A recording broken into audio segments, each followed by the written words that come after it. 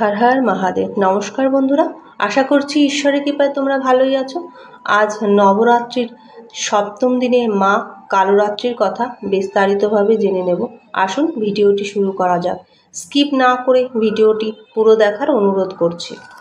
নবরাত্রির সপ্তম দিনে দেবী কালরাত্রির পুজো করা হয়। দেবী দুর্গার এই ভীষণ রূপ অনেকটাই অন্যরকম। কালরাত্রির বাহন হলো গাধা। কালরাত্রির 3 চোখ ও 4 হাত, নিঃশ্বাস প্রশ্বাসের সঙ্গে অগ্নিশিখা নির্গত করেন এই দেবী। চলছে শারদীয় নবরাত্রি। নবরাত্রির অর্থ 9 দিন দেবী দুর্গার 9টি রূপের আরাধনা। নবরাত্রির সপ্তম দিনে মা কালরাত্রির আরাধনা করা হয়। এই দিন মা কালরাত্রির ভীষণ রূপের পুজো করা হয়। তার প্রচণ্ড ভীতিপ্রদ রূপের জন্য দেবীর নাম এই নামকরণ। কাজলের মতো ঘোর কালো এই দেবীর গাত্রবর্ণ।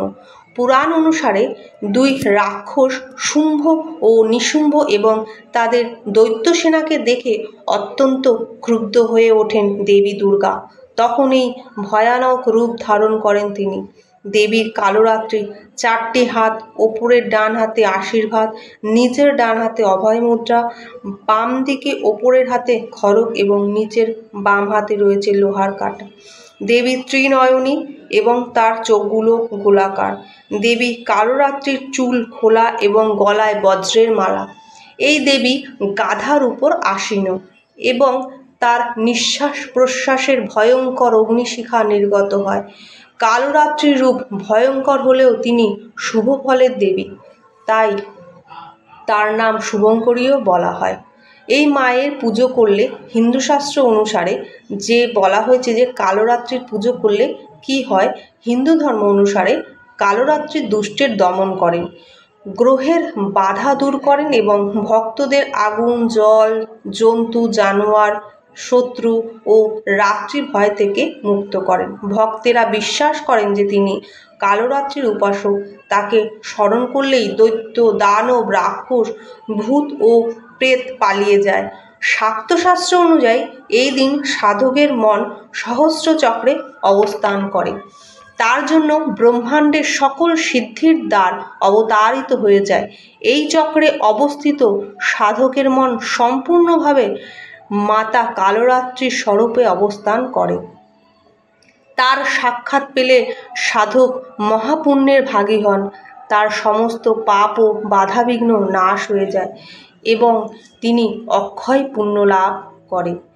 ভগবত পুরাণ অনুসারে দেবী কালরাত্রি চণ্ড ও মণ্ডর চুলের মুঠি ধরে তা ধর থেকে আলাদা করে দেন। চণ্ড ও মুণ্ডের হত্যা করার জন্য দেবী কালরাত্রি চামুণ্ডা নামেও পরিচিত। এবার আমরা জেনে নেব মায়ের প্রিয় রঙটি কী। লাল মা কালরাত্রির প্রিয় রং বলে মনে করা হয়। এমন অবস্থায় নবরাত্রির সপ্তমী তিথিতে পুজোর সময় লাল কাপড় পরা শুভ হয়। সেই সঙ্গে মাকে লাল রঙের জবা এবং লাল গোলাপ ফুলও নিবেদন করতে পারেন। মায়ের যে মন্ত্রটি জেনে নেব সেটি হলো ইয়া দেবী সর্বভূতেষু মা কালরাত্রি রূপেণ সংস্থিতা নমস্তস্मै নমস্তস্मै নমস্তস্मै নমো নমঃ। এবার আমরা মায়ের পুজো পদ্ধতির কথা আসছি। সকালে ঘুম থেকে উঠে স্নান করে ঘরের মন্দির পরিষ্কার করুন। মাকে গঙ্গা জল দিয়ে অভিষেক করুন। মাকে আতপ চাল, লাল চন্দন, চুনরি, সিঁদুর, লাল ফুল অর্পণ করুন। সমস্ত দেবদেবীকেও জলাভিষেক করুন এবং ফুল, ফল, তিলক লাগান। প্রসাদ হিসেবে মাকে গুড়ের মিষ্টি নিবেদন করুন। বাড়ির মন্দিরে ধূপকাঠি এবং ঘিয়ের প্রদীপ জ্বালান। দুর্গা সপ্তশতী এবং দুর্গা চালিশও পাঠ করতে পারেন। তারপর মাকে পানের উপর কর্পূর এবং লবঙ্গ রাখুন এবং মাতার আরতি করুন। শেষে ক্ষমা প্রার্থনা করুন। মাকে এই যে আমরা গুড়ের ভোগ দিচ্ছি, কেন দেওয়া হয়, কেন এর সঙ্গে কি গুড়ের ভোগ দিলে কি হয় সেটা জেনে নেব। ভোগ হিসাবে যে গুড় নিবেদন করা হয় যা নেতিবাচক শক্তি দূর করে এবং ভক্তদের সুরক্ষা এবং শক্তি প্রদান করে বলে বিশ্বাস করা হয়। ভিডিওটি ভালো লাগলে লাইক এবং শেয়ার করবেন। আবার আসবো একটা অন্য নতুন ভিডিও নিয়ে।